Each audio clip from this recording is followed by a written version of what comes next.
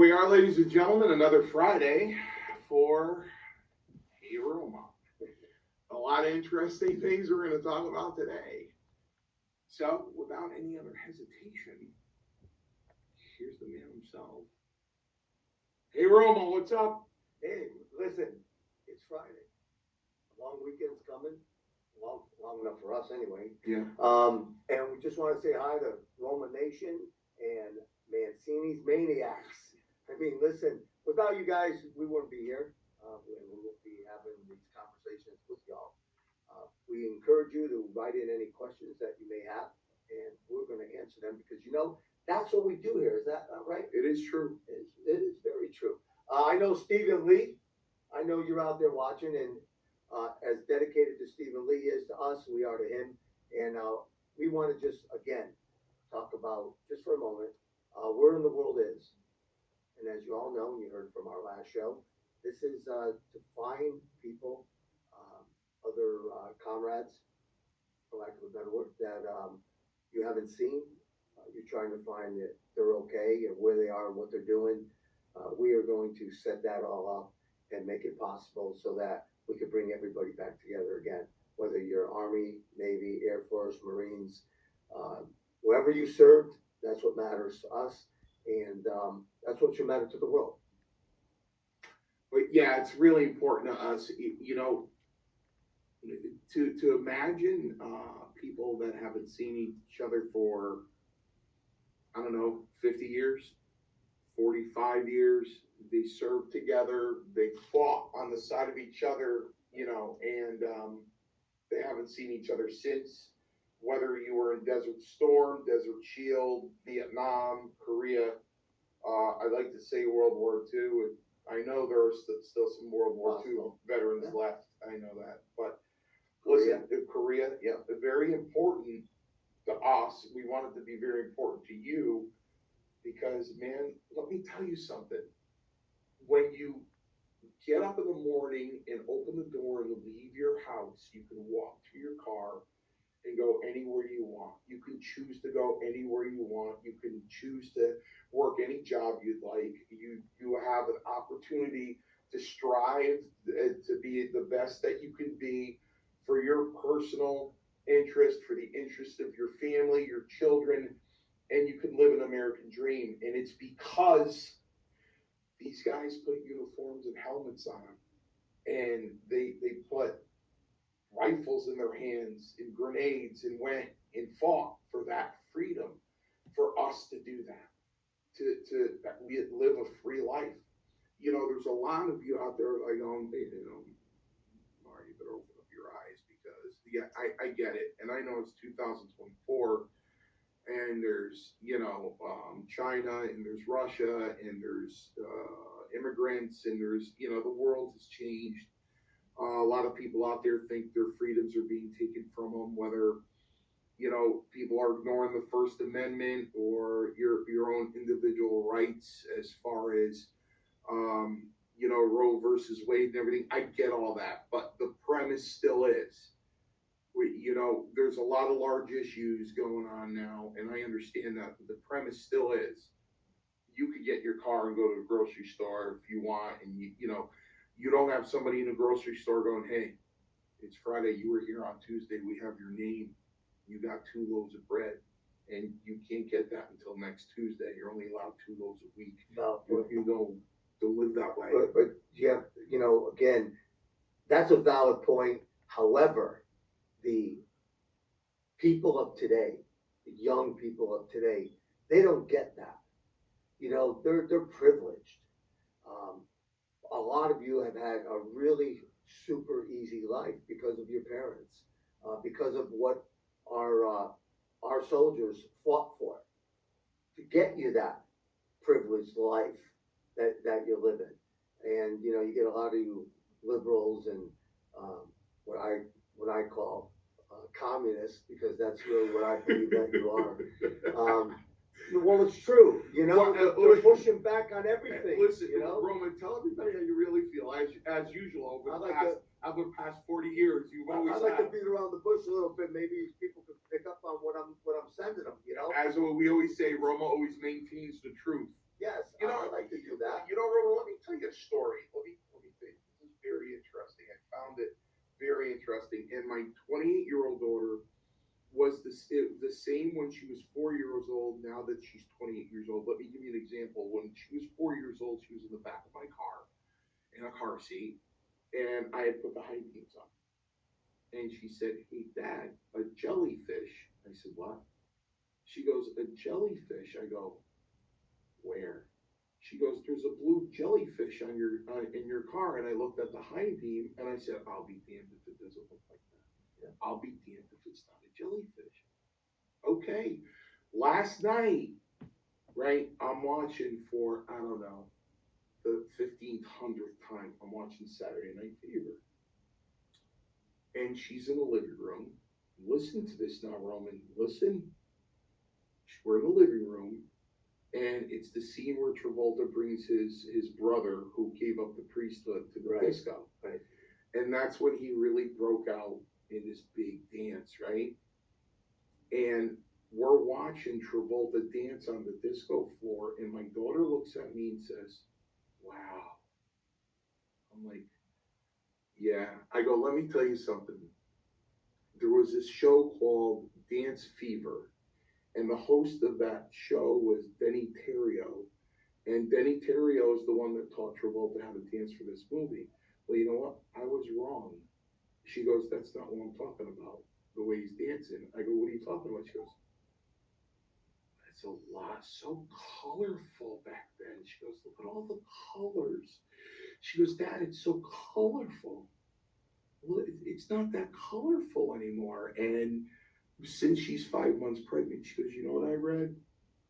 Young parents today are are they're keeping their babies in gray and beige rooms, and they're teaching infants to recognize beige and gray and those kind of colors instead of bright vibrant colors."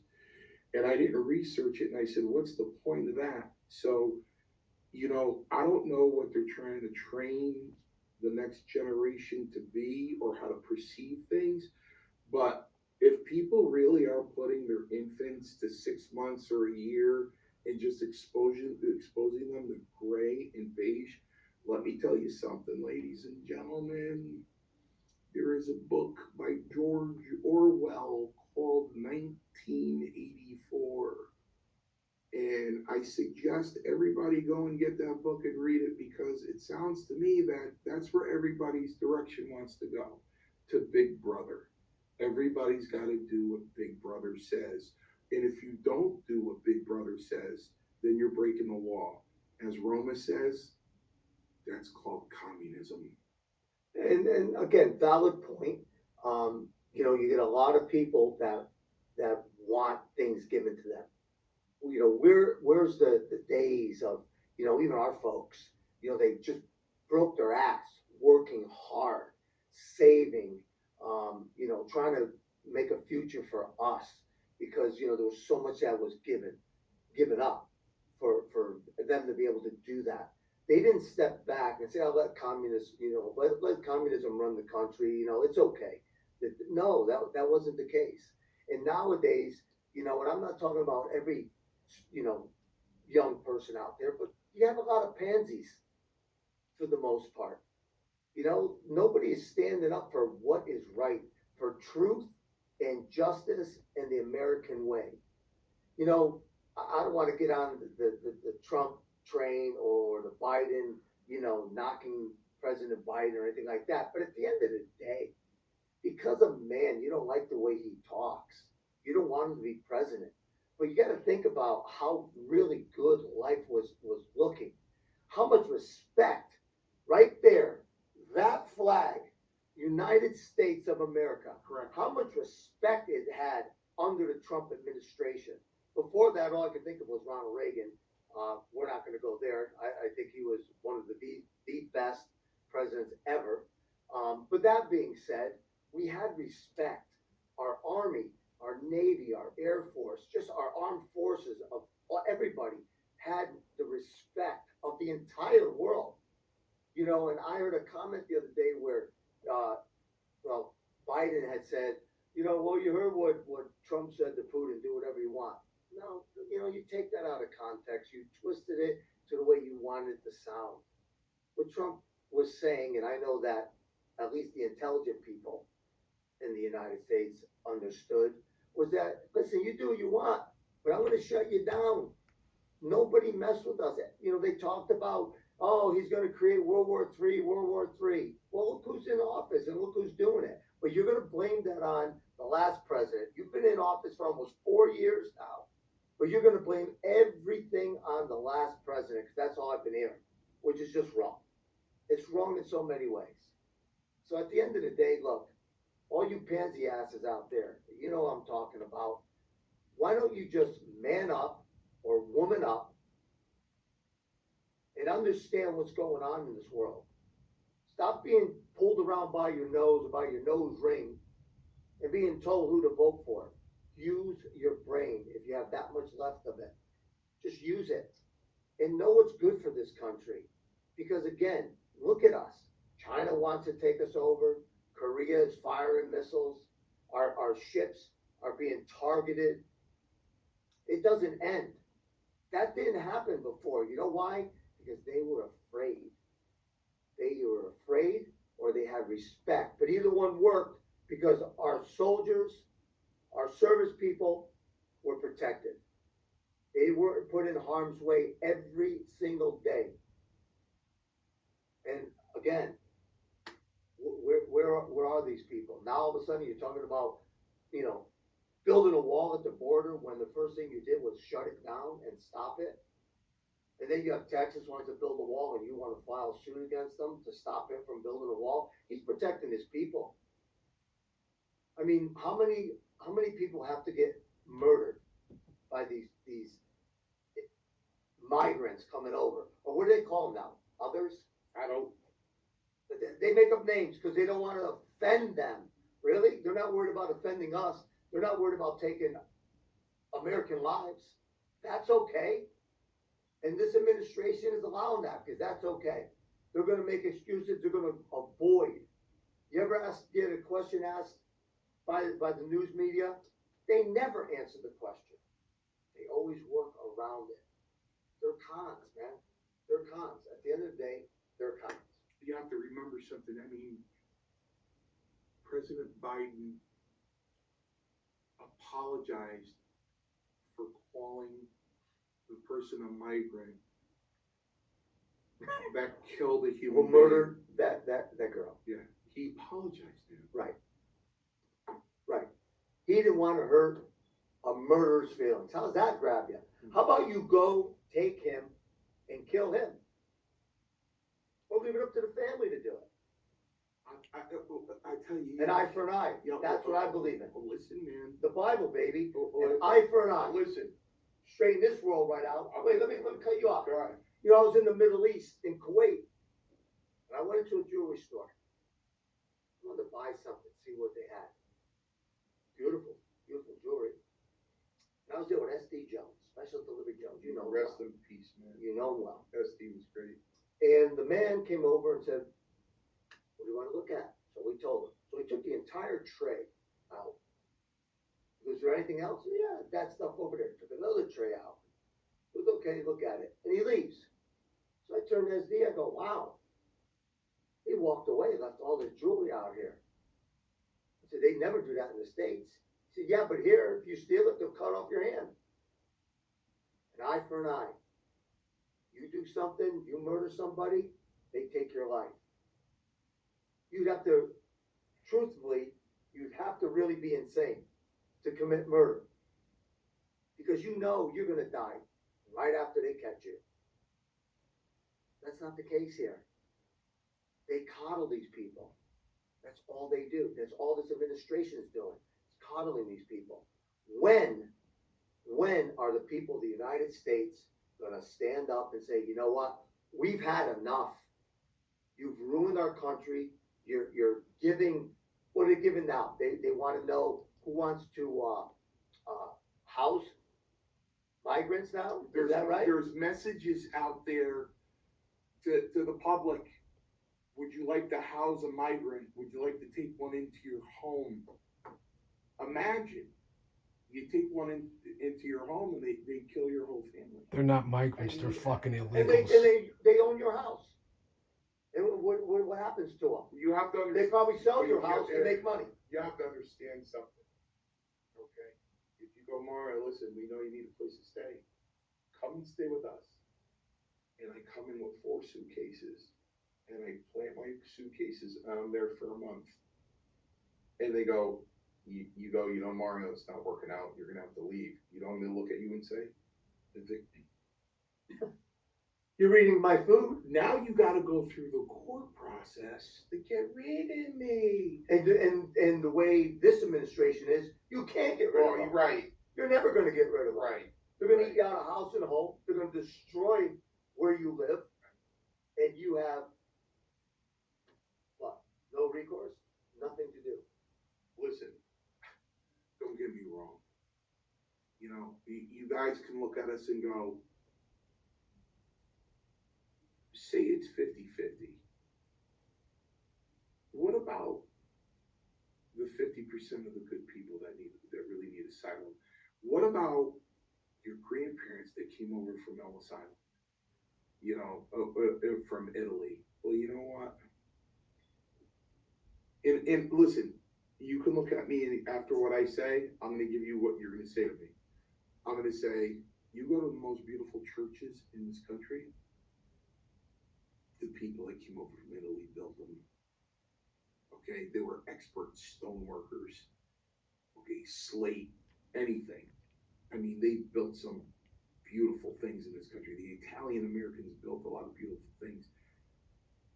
They also brought over the mafia. I get that. And that went to prostitution and drugs and you know what though?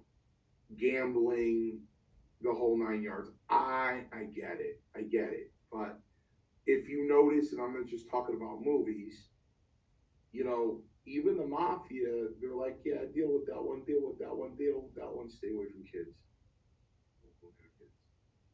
You go near the kids, we're gonna take care of you. Don't go near the kids. Nobody cares about that. All right, Mario. The mafia operated with integrity. Yeah, they did. No women, no children. You know what I mean? So, you had a lot of mafias. Yeah. The Irish mafia, you had them too. The Russian The Russian mafia, the Chinese mafia. Everybody. There's a lot of mafia. There were standards though. At least they had some standards. Yeah. We have an administration supposed to look. They work for us, but yet we can't get them to do anything we want them to do. And hell, they ain't doing anything, for us that help us. Look. You could at least understand and wrap your head around a boyfriend and a girlfriend that broke up, or there's protective orders or restraining orders. It's very tumultuous, and she went out for a jog, and unfortunately he murdered her. You couldn't wrap your head around that. But to murder somebody you don't even know, just took it. Life meant nothing to him. Just the killer, that is not a human being. That's a savage. He's an animal. Yeah, and that's. And what do you do with a rabid animal? Yeah, you put him down. You put him down. That's it. You put him. It's just. These are different kind. And I'm gonna go back to what my dear friend, Roma and our dear friend Big Patty says to me on a weekly basis. He says, Mancini, nobody's really gonna ever understand whatever scenario you're going through or what somebody else is going through until it happens to them. Correct. And then it's a totally different story. And that's why you have these people that are trying to destroy our country, our own people in the Senate, in Congress. But yet they have walls, they have fencing around their homes. Why? If they have nothing to worry about, why? Why is it when they get a little tidbit of some information they put up fencing around the White House. Why? I mean, really think about that. Why? Crazy, Yeah, but they do. yeah. They do that. But anyway, let's move on to something. I heard rumor that you watch the Oscars. You know, Now, I watched a little bit of it because my daughter wanted to see it, and there was somebody that you brought to mention. Now, he's part of a few things that we're going to touch on, but his name is John Cena. Maybe you'd like to elaborate on. well, first of all, I do not, I've grown a dislike for John Cena. And let me just say, that I understand my position. All the wrestling fans understand my position, meaning this. All right, Mario Mancini. Mario Mancini doesn't like John Cena. Well, big deal. You know, the big deal. You're a jobber from the '80s. You know what? I'm gonna say to you the same thing I say to everybody else. I was there first, and you know what? No matter what position I was in, I was there. I was there, and I was there on a weekly basis. So, Well, not only that, you didn't pay the WWE no, that's to the get advancement. that's a serious rumor and allegation that John Cena's father, because this was just John Cena's biggest dream when he came in with that do rag and was a rapper. That his father paid Vince $100,000 to give him a shot, and our fathers didn't have $100,000 to give to Vince to get a shot. We had to try to do it on our own, if that indeed is true. Um, but you know, I complained about John Cena on another one of our podcasts because you know he went on Howard Stern and he said, "Oh, I support Vince McMahon because I love him." And you know what? If you love somebody, when the shit hits the fan, you got to be there for him. And I agree. But as Howard said, you know, even if you're friends with somebody and you love them, depending on what they did, you have to draw a line based on your own morals. You know what I mean? And Cena seems to think, you know, that Vince didn't cross that line and he's going to support him because, you know, he allegedly forgot where the toilet bowl was. So, well, he wants that next payday too. Right. He wants to go to another WrestleMania. Right. He wants that $500,000 payoff. Who doesn't? You guys do, don't you? Maybe $1 million. Oh, right. Or maybe $1 million. If Vince says, "Hey, come to WrestleMania, I'm going to pay you $1 million," but you know every time you get interviewed about the trouble I'm going through, you have to say I'm the best guy you ever met in your life. You go, okay. Anybody would, right? So here's the deal, and I know he was promoting his movie, but let me tell you something. I didn't know that. You didn't know that, and there are a lot of people that didn't know that. All they saw was John Cena come out at the Oscars, although he did have like a Tarzan thing underneath the box, but just a box in front of his penis, and the rest of him was naked.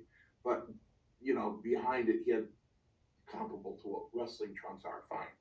But that's not what he was making people think. No, that wasn't the perception. Right. So they're like, you know, why is John Cena coming out here naked, basically? With just something in front of his private parts. You know, what was he doing it for? A lot of people didn't know. So finally, when it hit social media, because that's the world we live in, it was to promote his new movie. I even forgot the name of it, but it was to promote. Like most of his movies. Well, promote his. Listen, I'll give credit what credit's due. Dwayne, great actor. Okay, well, you know, let me interject here on Dwayne. No, John is a horrible actor, but you know, again, he comes out naked, for lack of a better word, a goofball. That's what he portrays in most of his movies. Number one, you have The Rock, who he's standing next to backstage, And The Rock is dressed classy. The Rock has a nice jacket on, and he presents himself really well. Now, mind you, don't get me wrong, I like The Rock. A lot of respect for him. He's done a great job with his life, and but you can see the difference, between them, not just movie wise, but between them. And yeah, I just didn't get it. Other than here's a goofball in John Cena, and here's a class act in The Rock. Now, mind you, there's still a lot of allegations flying around as far as why he's protecting Vince. Um, so at the end of the day, listen, my understanding is you've done a world of good for Make a Wish, but if any of these allegations fall on your head of you knowing and you protecting him, I think even Hollywood, as corrupt as they are, they just might give you the boot. So, good luck with your crazy, goofy movies and being the goofball. I tell you what, one of my favorite movies of recent is Knock at the Cabin. That was such a great movie. And Great movie. Batista's in it. Yes. And he does a fantastic job. Fantastic job. I just, I don't know. I never had one way or another had an opinion on Cena, but he needs somebody. Well, I don't know what he's going to do now. I don't know what that whole company is going to do now because, the finger's not only pointed at Vince anymore and John Laurinaitis. Now it's being said in the lawsuit that Stephanie McMahon had something to do with the trafficking. I heard that. And Khan knew about the trafficking. And Khan. And TKO. Yeah. So you're talking about, hey, listen, I gotta put the squash on any documentary that is being worked on and gonna come out if I can't, because I can't have this come out. It's gonna really destroy my reputation. I mean, they're gonna be in the same category as Epstein, right? Yeah. I mean, at the end of the day, that's really what it's gonna come down to. How do you protect yourself? So people of money, if this isn't corrected, are telling everybody that they can do what they want as long as they can buy their way out and they have enough money to do that. So when does that end? When they commit murder and get away with that because they could buy their way out of that too? When's it end, people? I'd like to know your opinions, your comments. Send them in to us.